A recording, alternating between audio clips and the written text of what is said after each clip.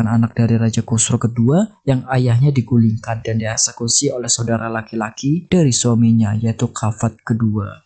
Maka dari sana Ratu Boran diangkat menjadi Ratu Persia untuk menstabilkan kerajaan dari kepunahan. Dan dari sana pula lah Ratu Boran menunjuk seseorang bernama Rostan Farokjan untuk menjadi Perdana Menteri sekaligus komandan tertinggi untuk memerangi kaum muslimin. Atas tugasnya itu, Rostan memerintahkan agar menghadang pasukan muslimin di wilayah Al-Manarik yang dipimpin oleh Abu Ubaidah, hingga wilayah tersebut menjadi medan pertempuran yang sangat mengerikan. Walaupun dengan mudahnya pasukan muslimin dapat menumbangkan pasukan Persia dari berbagai pertempuran yang terjadi.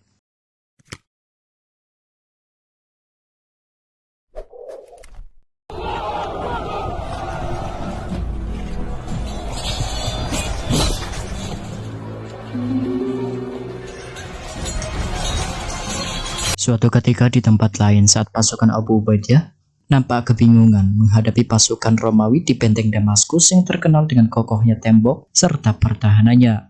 Di sana banyak kaum muslimin berguguran meskipun mereka sudah mengerahkan senjata berat.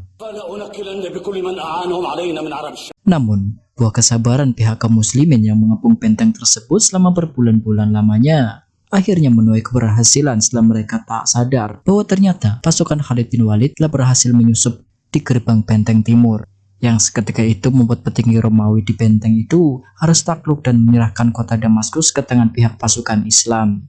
Atas keberhasilannya, kaum muslimin menjadi bahagia setelah apa yang dijanjikan oleh Rasulullah terbukti benar adanya.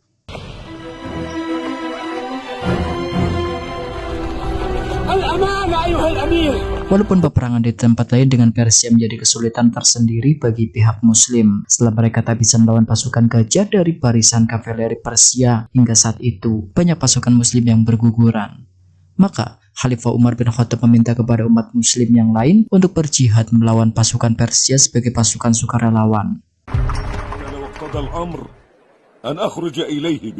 Karena sebelumnya Ratu Boran sebagai penguasa Persia telah membuat perjanjian bahwa dirinya akan menjabat sebagai ratu selama periode tertentu setelah kerajaan Sasaniyah telah stabil.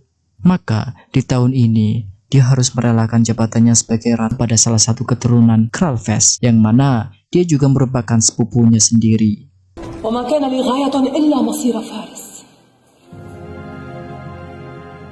Sementara saat ini di kota Madinah, Umar bin Khattab terus menunjukkan sifat-sifat yang tak bisa dilakukan oleh khalifah sebelumnya.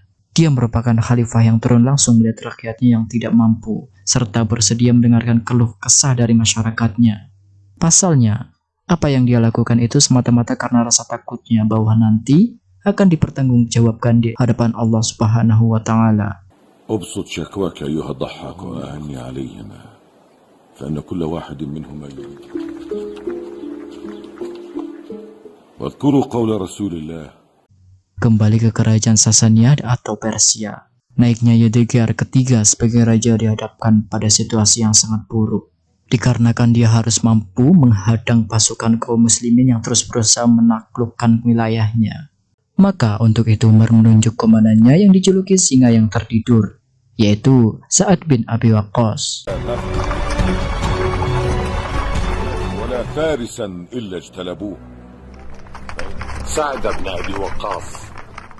Singkat cerita, pasukan Sa'ad bin Abi Waqqas telah mendirikan kamp militernya di wilayah Qadisiyah untuk berhadapan dengan pasukan Persia yang dipimpin langsung oleh Panglima Perang Rostam. Namun keadaan Sa'ad bin Abi Waqqas saat itu tengah terbaring lemah dikarenakan dia terkena penyakit misterius yang belum diketahui. Tapi meskipun begitu, dengan semangat jihad yang dimilikinya, Sa'ad masih mampu mengomandai pasukan dari jarak jauh.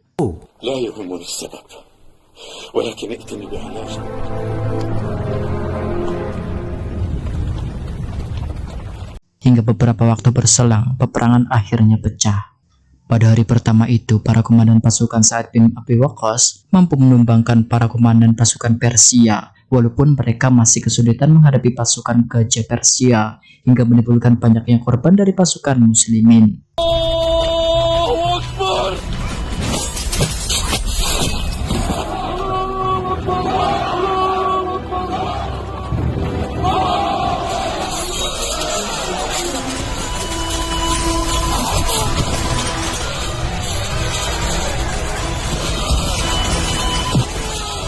Situasi terpojoknya pasukan Sa'ad bin Abi Waqqas seketika berubah setelah pasukan berkuda kaum muslimin yang dikomandoi oleh Ibnu Amir At-Tamimi membawa pasukan yang begitu besar. Dengan strategi At-Tamimi, pasukan itu dipecah kembali menjadi unit-unit kecil yang membawa masing-masing 100 pasukan. Apa yang dilakukannya itu semata-mata untuk membuat pasukan Persia menjadi ciut yang seakan-akan melihat pasukan kaum muslimin tak ada habisnya.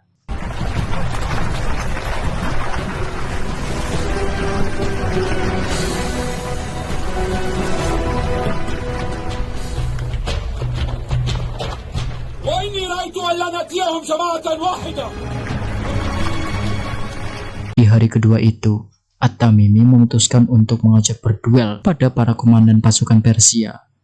Maka dari sana, At-Tamimi menghadapi salah satu komandan Persia yang begitu gagah.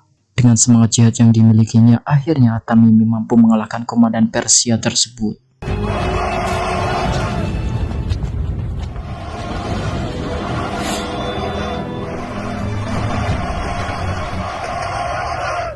Melihat komandan yang telah gugur oleh pihak muslim, kali ini Rostam mengerahkan 2 komandan terbaiknya. Namun lagi-lagi apa yang dilakukan menuai kegagalan, hingga dari sana pertempuran dengan skala besar pun terjadi dengan pasukan Persia yang masih berusaha untuk bertahan.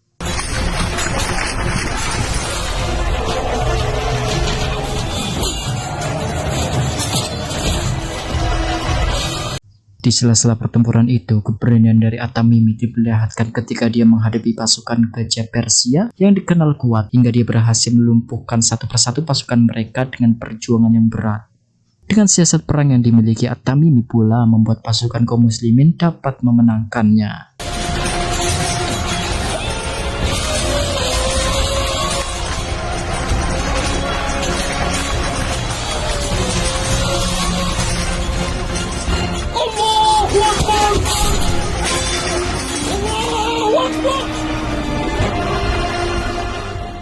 Atas hal itu, apa yang pernah dijanjikan Rasulullah SAW kepada kaum muslimin tentang agama Islam yang menguasai 2 kerajaan besar akhirnya tercapai.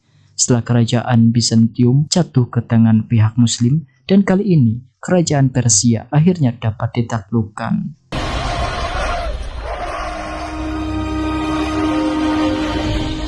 Umar bin Khattab yang berada di Madinah terus mencari informasi tentang hasil peperangan dengan Persia. Dan tak lama kemudian utusan Sa'ad bin Abi Waqqas memberikan hasil mengembirakan tersebut kepada sang khalifah. نشأتك الله حدثني لا يواسيني إلا خبر النصر إن شاء الله إلا الهرمزان فقد نجا. Keberhasilan pasukan Sa'ad bin Abi Waqqas dan Ibnu Amir At-Tamimi menguasai kerajaan Persia membuat pasukan muslim mendapatkan hasil jarahan perang. Kemudian, harta tersebut mereka bawa ke kota Madinah. Seketika itu, Umar teringat kepada Suraqah bin Malik yang saat dahulu di masa jahiliyah pernah dijanjikan oleh Rasulullah bahwa suatu hari nanti dia akan mengenakan pakaian Raja Qasra ketika beliau menjadi buruan orang-orang Quraisy. Maka kali ini apa yang pernah dijanjikan oleh Rasulullah akhirnya terjadi. هذا وعد رسول الله وصدق رسوله إن قوما أدوا هذا لذو أمان. Setelah peperangan demi peperangan yang selama ini dijalani umat muslim, Umar bin Khattab dihadapkan pada situasi yang buruk seketika dia mendengar keluh kesah dari para wanita yang ditinggalkan oleh suaminya karena telah gugur di medan perang. Maka Umar meminta kepada setiap komandan perangnya untuk memulangkan pasukan yang telah beristri agar tak bertugas lebih dari 4 bulan. Hal itu dikarenakan Umar sangat takut apabila wanita muslim melakukan zina jika terlalu lama ditinggalkan oleh suami-suaminya. فنأمر ألا يغيب الجند فوق ذلك. ولكنني أخشى رقيبا موكلا. Waktu ke waktu terus berlalu. Kali ini pasukan Amir telah sampai di kota Yerusalem sebagai kota suci umat beragama. Di sana Amir telah mengepung benteng Yerusalem selama 4 bulan lamanya untuk mengincar panglima pasukan Romawi. Walaupun mereka akhirnya lebih dahulu melarikan diri sampai ke Mesir, namun orang-orang di Yerusalem yang menginginkan perdamaian meminta agar Amir bin As agar memberitahukan pemimpin tertingginya untuk menjadi wali dalam perjanjian perdamaian ini. Untuk itu, mau tak mau, Khalifah Umar bin Khattab berangkat ke kota Yerusalem untuk menerima panggilan tersebut. أنا أتولى عقد الصلح لهم بنفسي. Singkat cerita, Umar bin Khattab telah sampai di kota Yerusalem dan di sana beliau menjadi pusat perhatian orang-orang Yahudi dikarenakan gaya berpakaian beliau sebagai seorang khalifah umat Islam bukan seperti raja, melainkan seperti warga biasa. فلا يكون لمسلم بعدك أن يخالف عن ورع لأحد هيئة الملوك. Pemimpin Yerusalem mengajak Umar berkeliling hingga sampai di sana sudah saatnya waktu beribadah. Mereka di sana menawarkan gereja sebagai tempat ibadah mereka sementara. Namun Umar menolak saran itu karena dikhawatirkan umat muslim akan melakukan hal yang serupa. Umar kemudian meminta pada pemimpin Yerusalem untuk mencarikan posisi di mana Rasulullah menginjakkan kakinya pada perjalanan Isra Mi'raj. عمر بن الخطاب الأخشى أن يطمع بعض المسلمين. Atas hal itu, maka Umar menunjukkan bahwa inilah Masjidil Aqsa yang sebagai tempat kiblat dan masjid pertama bagi umat Islam sebelum Ka'bah. Melihat Masjidil Aqsa tak terawat, maka Umar meminta agar masjid ini direnovasi kembali dan di sana pula Umar melaksanakan sholat di Masjid Al-Aqsa serta mengumandangkan azan untuk pertama kalinya. لا يليق بمسرى رسول الله أن يكون هكذا. الله أكبر الله أكبر. بسم الله الرحمن الرحيم. أشهد أن لا إله إلا الله. حي على الصلاة. Sehingga apa yang dilakukan pihak muslimin menjadi pusat perhatian orang-orang Yerusalem. Setelah Umar selesai melaksanakan sholat dan bertolak untuk meninggalkan Yerusalem, Umar menjanjikan akan melindungi kota Yerusalem dan setiap warganya. Bahkan untuk urusan tempat beribadah, Umar tak akan sedikit pun mengusik tempat mereka, apalagi memaksa untuk memeluk agama Islam. Atas kebaikan sifat adil serta kesederhanaan Umar pula lah menjadikan beliau sebagai sosok yang sangat dicintai oleh penduduk Yerusalem. Setelah kunjungannya ke kota Yerusalem, Umar menyempatkan diri untuk berkunjung ke kota Damaskus yang saat itu Abu Ubaidah menjadi pemimpin wilayah di sana. Umar tak sengaja meneteskan air matanya saat teringat akan dahulu pada masa jahiliyah. Kota Damaskus menjadi tempat dia pertama kali berdagang dan sekarang kota itu telah dikuasai umat muslim. Terlebih saat ini Umar telah menjadi Amirul Mukminin yang sangat dicintai oleh umat muslim. Singkat cerita, memasuki tahun 17 Hijriah yang mana tahun tersebut merupakan tahun yang penuh dengan kelaparan akibat musim kemarau yang sangat berkepanjangan yang terjadi di sebagian besar wilayah Arab. Maka Umar bin Khattab kali ini diuji kesabarannya oleh Allah Subhanahu wa Ta'ala untuk menunjukkan sikap kepemimpinannya. Bagaimana caranya agar beliau bisa memenuhi segala kebutuhan umatnya yang sedang sengsara. لا قوة إلا بالله. فرج قريب إن شاء الله. Meskipun saat itu para sahabat Rasulullah seperti Utsman bin Affan telah menyisihkan unta-untanya agar bisa dikonsumsi untuk umat, namun tak semua hewan peliharaannya dapat dikonsumsi. Pasalnya, musim kemarau saat itu membuat sebagian besar hewan dan bahan pangan mengalami gagal panen. لتصف التراب قد أحلقت الأشياء. Atas situasi itu, Umar merenung dan meminta agar sebisa mungkin dirinya menghindari mengkonsumsi makanan mewah seperti daging ataupun makanan yang bergizi. Hal itu dilakukan karena dia sangat berempati serta malu kepada umatnya yang dilanda musibah. Maka dia hanya mengkonsumsi sebatas roti agar dirinya bisa merasakan penderitaan dengan umatnya. Musim kemarau yang begitu panjang itu membuat Umar bin Khattab meneteskan air matanya. Dikala beliau melihat satu persatu umatnya harus wafat karena tak kuat menahan rasa lapar. Maka dari sana Umar meminta bantuan kepada setiap sahabatnya di wilayah lain agar bisa mengirimkan bantuan beberapa bahan pokok demi memenuhi kebutuhan masyarakat. تستقيم الأمور ويستغني الناس فإنا لا واكتب لعمالنا على جزيرة العرب وتعيش أنت منعما ومن قبل. Atas hal itu, para sahabatnya memenuhi panggilan Khalifah Umar untuk memberikan bantuan berupa makanan dan lain-lain. termasuk Abu Ubaidah, pemimpin Damaskus, serta Muawiyah dan Amir. Assalamualaikum warahmatullahi wabarakatuh.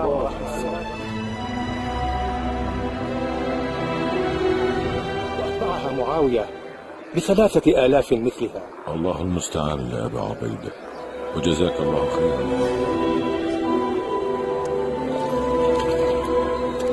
إلى المدينة بعض. Sampai di situ Umar juga meminta kepada seluruh umatnya agar melaksanakan sholat untuk meminta diturunkan hujan kepada Allah Subhanahu wa Ta'ala. Atas keridoan serta keikhlasan yang dimiliki kaum muslimin, maka tak berselang lama, akhirnya Allah Subhanahu wa Ta'ala mengabulkan doa mereka dengan adanya hujan yang begitu lebat. Melihat hal itu, seluruh penduduk Arab menjadi bahagia karena mereka akhirnya terlepas dari musim kemarau yang sangat berkepanjangan.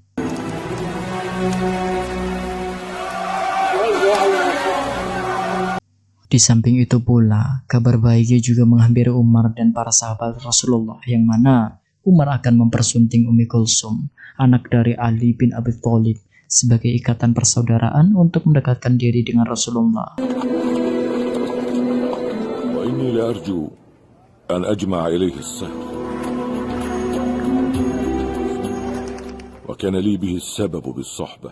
Akan tetapi sebaliknya, kebahagiaan itu tak dirasakan oleh Khalid bin Walid.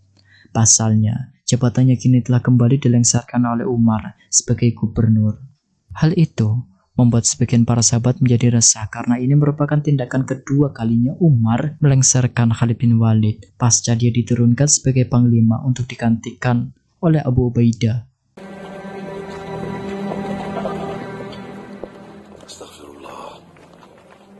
Di sana Umar membeberkan alasannya bahwa keputusannya ini karena atas kesalahan Khalid bin Walid yang tak mendengarkan perintah Umar agar dirinya mempergunakan harta untuk orang-orang yang membutuhkan, bukan memberikan kepada kaum bangsawan. Dan atas dasar itulah Umar memberhentikan Khalid bin Walid dari jabatannya. ولكني أمضي فيه على سنتي مع عمالي وولاتي لا أفرق بينهم أن يحبس هذا المال على ضعفة الناس. Di samping ketegasan Umar, di sisi lain di dalam dirinya terlihat kesederhanaan Umar sebagai khalifah. Bahkan seorang utusan Romawi dari kota Konstantinopel terperangah oleh kesederhanaan Umar. Pasalnya, apa yang dipikirkan tentang seorang khalifah adalah raja yang angkuh dan dengan singgasananya. Maka setelah mengenal Umar, ternyata dia hanya seorang manusia biasa yang tak mempunyai singgasana megah seperti raja-raja yang lain. Beberapa bulan kemudian, Khalifah Umar menepati suatu janji atas sebuah kunjungan dengan para gubernurnya di wilayah lain. Namun di tengah jalan, Umar diberitahu bahwa di wilayah Damaskus kini telah terserang wabah penyakit mematikan, yaitu wabah Ta'un. Maka Abu Ubaidah meminta agar Umar membatalkan niatnya dan bertolak kembali ke Madinah. إن الأرض سقيمة يا أمير المؤمنين.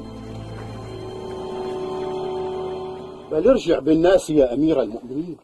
Sementara Abu Ubaidah yang mencintai rakyatnya, Damaskus memilih bertahan di sana.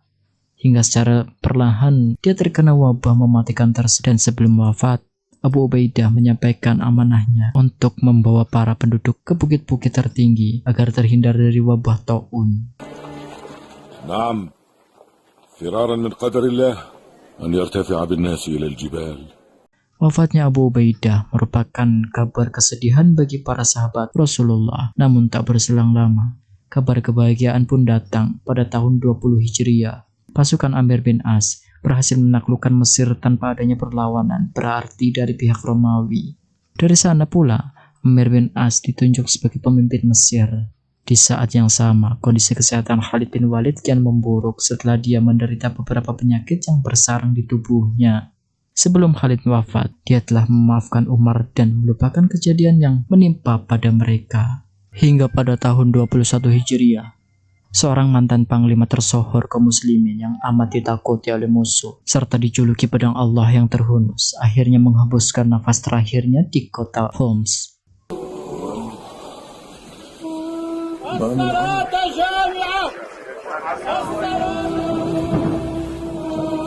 Kabar wafatnya Khalid tersebar di kota Madinah. Semua umat muslim sangat terpukul atas wafatnya panglima hebat mereka. Setelah kematian dari Khalid bin Walid tak berselang lama, Khalifah Umar dihampiri oleh pemimpin Sustar yang bernama Hurmuzan. Kedatangannya saat itu untuk menyerahkan diri kepada Khalifah Umar. Terlebih dia sangat penasaran dengan ajaran Islam. Pasalnya, dahulu pada masa jahiliyah, orang-orang Arab tak akan ada yang mampu mengalahkan pasukannya. Namun semenjak kedatangan Islam, ukhuwah mereka sangat kuat dan mampu memperluas wilayahnya. Maka dari sana, Hurmuz berserah diri untuk menjadi bagian umat muslim. Setelah semua penduduk Sustar memeluk ajaran Islam dan wilayah masuk ke dalam wilayah kekuasaan umat muslim, maka seorang mantan komandan pasukan Sustar yang bernama Abu Lulu'ah terpaksa memeluk agama Islam. Meskipun ternyata secara diam-diam, dia memeluk agama Islam dikarenakan mempunyai misi untuk menghabisi Khalifah Umar. Sebagai penyebab kekalahannya dan sebagai penyebab penduduknya memeluk agama Islam, dia mengajak Hurmuzan yang sudah memeluk ajaran Islam untuk berkhianat. Namun Hurmuzan menolak ajakan itu dan meninggalkan Abu Lulu'ah. Beberapa waktu berselang, pada tahun 23 Hijriah bulan Zulhijjah, Khalifah Umar bin Khattab menunaikan ibadah hajinya untuk terakhir kalinya sebelum dirinya wafat. Di saat yang sama dalam momen itu, Abu Lulu'ah mempersiapkan segala hal untuk bisa membalaskan dendamnya kepada Khalifah Umar dengan membuat sebuah belati khusus yang dipergunakan untuk menikam Umar bin Khattab. Pada waktu subuh, Abu Lulu'ah memberanikan diri untuk menghabisi Umar dikala beliau sedang menunaikan sholat. Hingga pada saat takbiratul ihram yang pertama, Khalifah Umar langsung ditikam dari arah belakang, yang membuat beliau seketika terkapar.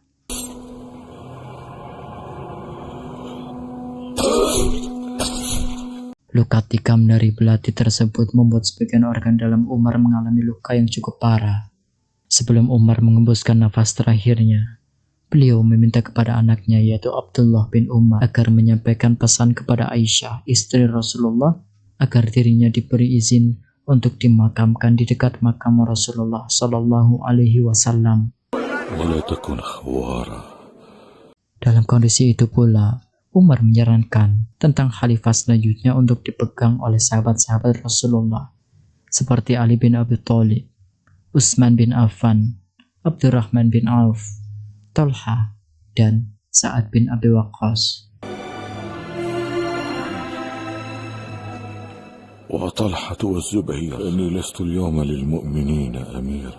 Umar meminta pada calon penerusnya agar pemilihan khalifah secepatnya diumumkan, agar tidak ada gejolak pada umat Islam dan mereka harus adil pada kaum Ansor, Muhajirin, serta umat Muslim yang lainnya. Atas kondisi itu, pada tahun yang sama, Khalifah kedua Umar bin Khattab sebagai benteng umat Islam akhirnya menghembuskan nafas terakhirnya. Dari kuatnya agama Islam yang selama ini dipegang oleh Umar sebagai pelindung tak terbendung setelah Utsman bin Affan yang menjadi khalifah ketiga harus gugur karena banyaknya orang-orang Islam yang terhasut oleh fitnah dan menjadi pengkhianat hingga masa kekhalifahan Ali bin Abi Thalib. Dan dengan itu pula, kisah ini pun akhirnya berakhir. Sekian yang bisa saya sampaikan dalam kisah ini. Mohon maaf jika masih banyak kekurangan. Sampai jumpa lagi di kisah berikutnya. Wassalamualaikum warahmatullahi wabarakatuh. وطلحة والزبير إني لست اليوم للمؤمنين أميرا